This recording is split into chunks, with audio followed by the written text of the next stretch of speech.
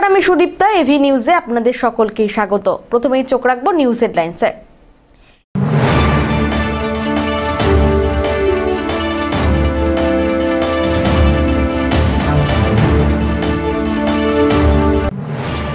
রাজগঞ্জে নির্যাতিতা ছাত্রীর বাড়িতে বিজেপির 5 বিধায়কের দল, পরিবারের পাশে থেকে আইনি সহায়তার আশ্বাস।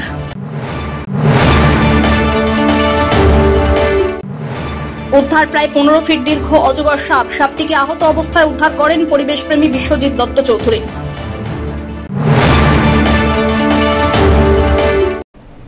এবার আসছে বিস্তারিত সংবাদে। রাজগঞ্জে নির্যাতিতা ছাত্রীর বাড়িতে বিজেপির 5 বিধায়কের দল, নাবালিকা ছাত্রীর পরিবারের পাশে থেকে আইনি সহায়তার আশ্বাস।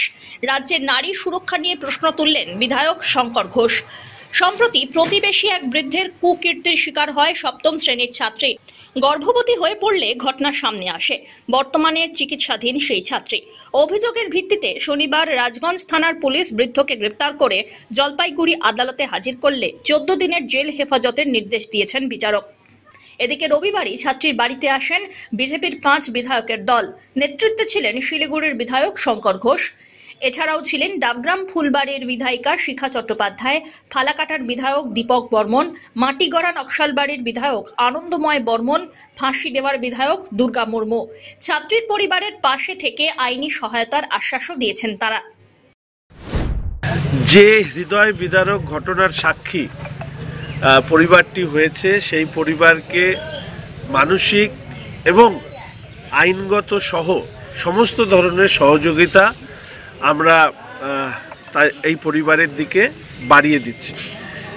এক্ষেত্রে আপনারা জানেন যে মূল যিনি অভিযুক্ত তার গ্রেপ্তারি ইতিমধ্যে হয়েছে।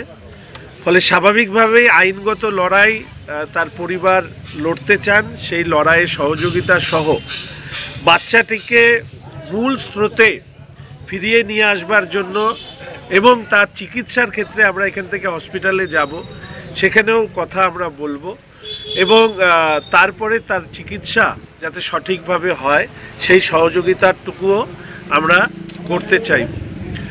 এবং সর্বশেষ আমি যে কথাটিকে বলবো যে আমাদের রাজ্যে আপনারা দেখেছেন গতকাল দুর্গাপুরের একটি ঘটনা ঘটেছে, আরেকটি সক্ষম বালিকার সাথে এই ধরনের ঘটনা ঘটেছে।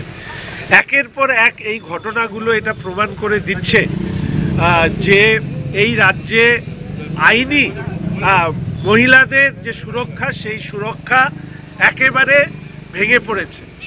আমার বিনীত প্রশ্ন যে মহিলা মুখ্যমন্ত্রী, তার পরিবারের মহিলারাও তো ভবিষ্যতে এই রাজ্যে সুরক্ষিত থাকবে কি যদি এই ধরনের পরিস্থিতি তৈরি হয়, যেখানে মুখ্যমন্ত্রী বারংবার এই ধরনের ঘটনাগুলোকে ছোট ঘটনা, সাজানো ঘটনা বলা ছাড়াও কোনো অপরাধীদেরকে শাস্তি দিতে পারেনি। এই পরিবারটি আমাদের কাছে দাবি করেছে যে যাতে ন্যায় অনুযায়ী, বিচার ব্যবস্থার অনুযায়ী যাতে দোষীর পূর্ণাঙ্গ শাস্তি হয়, আমরা সেই দাবি জানাচ্ছি। পিনাকি শীলের রিপোর্ট।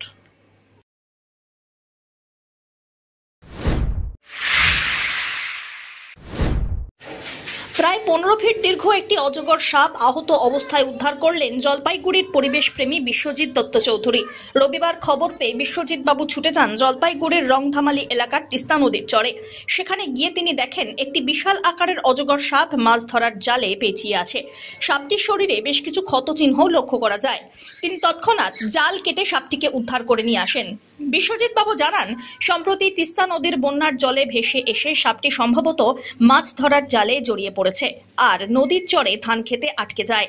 দীর্ঘ কয়েকদিন জালের মধ্যে আটকে থাকা অবস্থায় তার শরীরে ক্ষত সৃষ্টি হয়।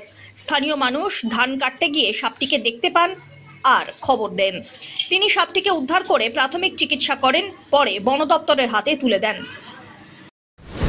অজগর সাপ, বার্মিজ পাইথন, এটা আমাদের যে বন্যা হলো বিগত 10-12 দিন আগে, সে বন্যার তিস্তার মাঝখানে এসে একটা নেট, ফিশিং নেট আর কি সম্ভবত ওটা, ওই নেটটার মধ্যে জড়িয়ে ওই অবস্থা ভেসে আসছিল, ভেসে ধান ক্ষেতের ভেতরে ঢুকেছিল। যেহেতু ওখানে অনেকে চাষাবাদ করে, তো এখন কিছু ধান তো সব নষ্টই হয়ে গেছে, কিছু ধান যেগুলো ভালো আছে সেগুলো কাটার জন্য গিয়েছিল। ওখানকার আদিবাসী মানুষজন যখন যাচ্ছে তখন দেখছে যে এরকম একটা নড়াচড়া অল্প করলো, ওই ধান গাছ নাড়াতেই সঙ্গে সঙ্গে আমাকে ফোন করে ওখানকার পঞ্চায়েত স্থানীয়, এবং আমি যাই, গিয়ে সাপটাকে উদ্ধার করি মানে কেটে আর কি, আপনার কি বলে নেটটা কাটি যত্ন সহকারে, কিন্তু ওর দেখা যায় যে ওই জায়গাটায় বেশ খানিকটা ক্ষত হয়ে গেছে, কারণ 10-12 দিন ওভাবে পড়েছিল রোদের মধ্যে। তো তারপর সেটাকে ওখান থেকে সোজা নিয়ে আসি বন দপ্তরে, নিয়ে এসে এখানে স্নান করানো হয় এবং ওকে প্রাথমিক যে চিকিৎসা, কিছু স্যালাইন জল টল দিয়ে ওকে পরিষ্কার করে জায়গাটা ক্ষত, কারণ আজকে রোববার কোনো ডাক্তারও নেই, ফলত আমাকে প্রাথমিক চিকিৎসাটা করতে হয়েছে। আরও অন্যান্য ওষুধ ওর লাগিয়ে দেওয়া হয়েছে, মলম টলম লাগিয়ে বন দপ্তরের খাঁচায় সাপটাকে দিয়ে আসলাম। বন দপ্তর সূত্রে খবর, সম্পূর্ণ সুস্থ হয়ে উঠলে অজগর সাপটিকে নিরাপদ জায়গায় ছেড়ে দেওয়া হবে। সব্যসাচী মজুমদারের রিপোর্ট।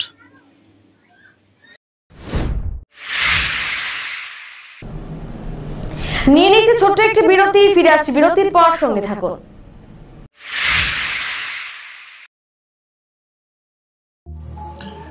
স্পর্শেই রয়েছে জাদু। টাচ নার্সিং হোম, রাত দিন 24 ঘন্টাই আপনাদের ভরসা। টাচ মানে সুস্থতা আর নিরোগ হওয়ার একমাত্র ঠিকানা। এখানে রয়েছে 24 ঘন্টার পরিষেবা, এক্স-রে, সিটি স্ক্যান, অত্যাধুনিক মেশিনে ইউএসজি, প্যাথোলজিক্যাল বিভাগ, dialysis, echocardiography, CC unit, IC unit, CP unit, day care facility, mediclaim এবং ওয়েস্ট বেঙ্গল হেলথ স্কিম। শারদীয়াতে আপনাদের সুস্থতা আমাদের একমাত্র প্রার্থনা। সবাই যখন উৎসবে আনন্দিত, তখন আমরা আপনাদের সেবার জন্য 24 ঘন্টা প্রস্তুত হয়ে আছি। উৎসব সকলের ভালো থাকে।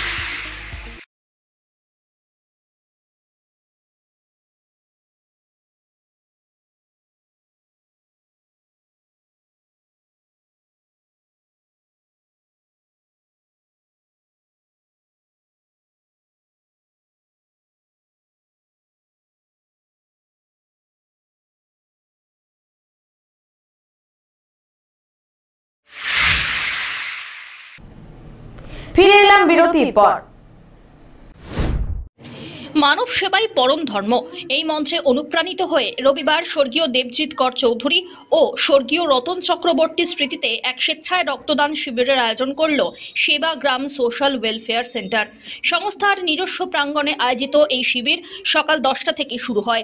জলপাইগুড়ি সরকারি মেডিকেল কলেজের অধীনস্থ সদর হাসপাতালের ব্লাড ব্যাংকের চিকিৎসক আর প্রতিনিধিরা উপস্থিত থেকে রক্ত সংগ্রহের পুরো কার্যক্রম পরিচালনা করেন।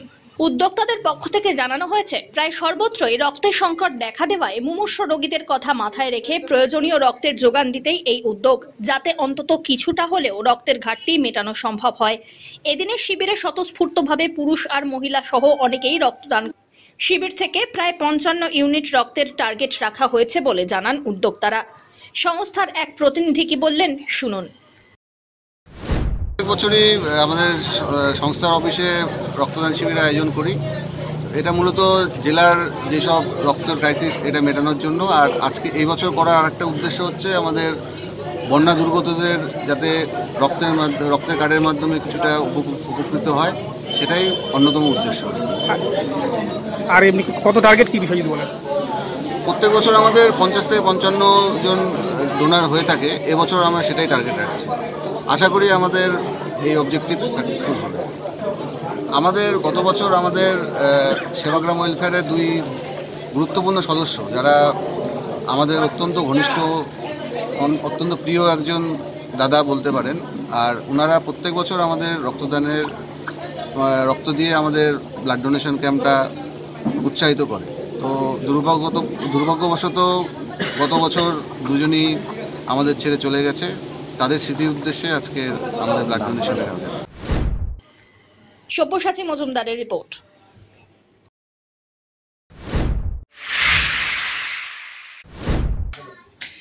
রবিবার রাজ্য পুলিশ নিয়োগের পরীক্ষা, আর সেই পরীক্ষা উপলক্ষে প্রত্যেকটি পরীক্ষা কেন্দ্রে কড়া নিরাপত্তার ব্যবস্থা করা হয়।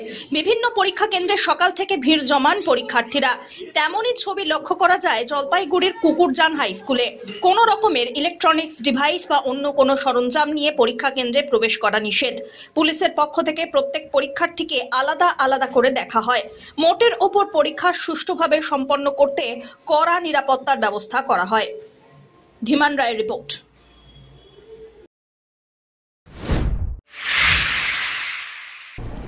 শেষ করবার আগে নিউজ হেডলাইন্স আরো একবার।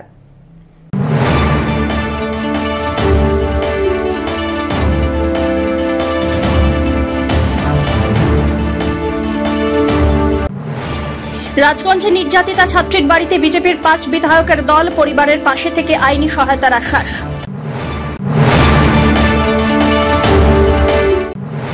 উদ্ধার প্রায় 15 ফিট দীর্ঘ অজগর সাপ। সাপটিকে আহত অবস্থায় উদ্ধার করেন পরিবেশপ্রেমী বিশ্বজিৎ দত্ত চৌধুরী।